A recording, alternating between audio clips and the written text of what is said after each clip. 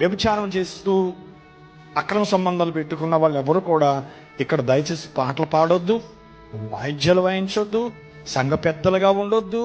కనీసం మీరు హెచ్చరికలు చేయడానికి కూడా అర్హత మీకు. మీ పాపాన్ని మీరు విడిచిపెట్టి వచ్చి మీరు ఇక్కడ ప్రసంగం చేయండి, నాకేం అభ్యంతరం లేదు. ఏం విడిచిపెట్టి?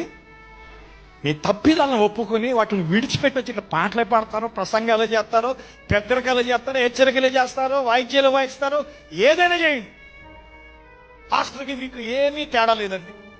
ఎందుకనంటే పాస్టర్ గారు ఎంత పరిశుద్ధుడో మీరంతే పరిశుద్ధులు. పాస్టర్ గారికి ఎంత అధికారం ఉందో మీకు కూడా అంతే అధికారం ఉంది. ఎప్పుడు?